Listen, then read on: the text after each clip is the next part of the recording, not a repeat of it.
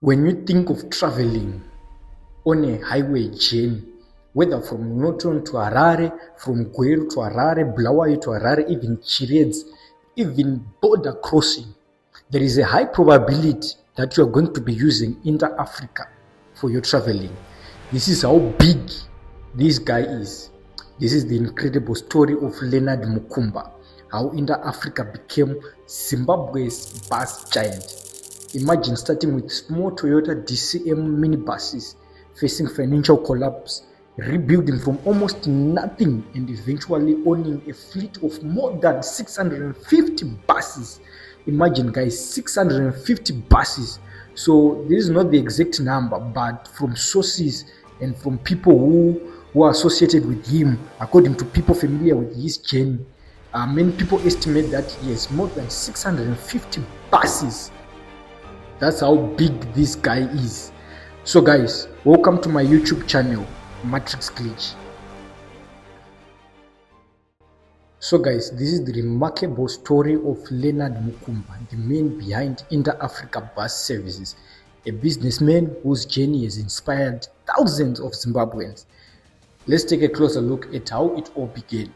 So this story is not from him, but from people who are closer to him, from people who knew his journey. And I hope and I pray that one day I'm going to interview the man himself so that we can hear from the main source. But from what we know, let's get into it. Inter-Africa Bus Services Limited did not always carry the name that Zimbabweans know today. The company originally started as MUKUMBA Brothers Transport Limited and has been operating as a bus service provider for nearly 17 years. As the business expanded, it transformed into Inter-Africa Bus Services and became solely owned by Leonard MUKUMBA. So guys, who is Leonard MUKUMBA? Leonard MUKUMBA comes from Chikwena village in Makoni South. He was named after his father, Leonard MUKUMBA Sr., who passed away in June 2017 at the age of 83. Away from businesses, Leonard MUKUMBA is also a bishop in Paul Mwanja's African Apostolic Church.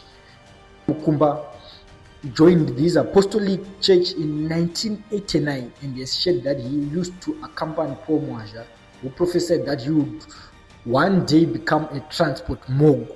So Leonard MUKUMBA has his brother who is named Charles Robert MUKUMBA. According to people who have followed his journey over the years, this is the source that I have collected, and I stand to be corrected. If you have any other information, you can drop it in the comment section.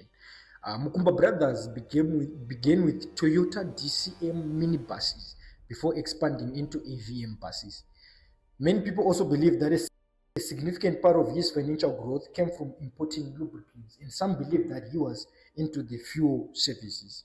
So he expanded from these AVMs and they reached almost 25 buses.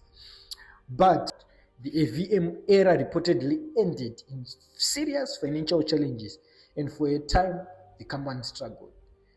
However, Leonard MUKUMBA refused to give up. Around 2011, he purchased his first 2 Yutong buses, which are reportedly began operating on the Chiredze route.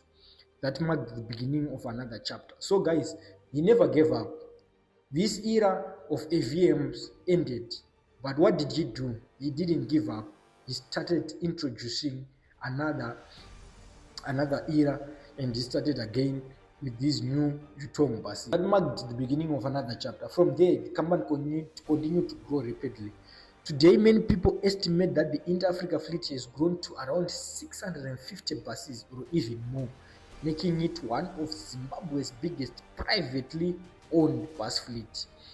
So Leonard MUKUMBA is not only into buses, but he is also the owner of Blue Horizon trucking companies.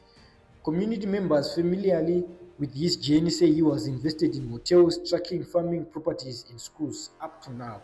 Some also claim that he expanded beyond Zimbabwe into regional and international business ventures. There are even reports from people close to him that around 12 of his trucks are registered in Australia. 12 of his trucks are registered in Australia. This guy is big, guys.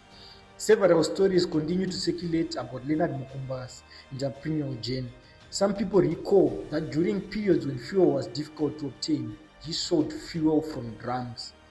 Others said that after experiencing financial difficulties, he was approached by Chinese business partners who wanted to test the African market and supplied him with buses on credit.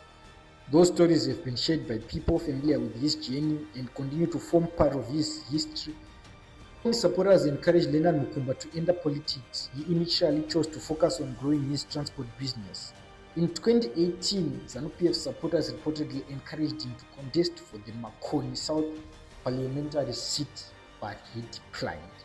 Later on, in December 2021, he contested in the ZANU-PF Manicaland provincial election for the position of Secretary for Transport. Leonard MUKUMBA has also contributed to the community. In August 2017, he donated an assortment of sporting equipment worth approximately 7,000 to the Bulawayo City FC. The donation included playing kits, jackets, techies, bags, training balls, and stuff. He explained that he made the donation because the club officially had continuously approached him for assistance. Whether you admire him for his business success, his resilience after setbacks, or his commitment to giving back, Leonard MUKUMBA's journey remains one of Zimbabwe's remarkable entrepreneurial stories. His story reminds us that success is rarely a straight line. There are seasons of growth, seasons of struggle, and opportunities rebuild.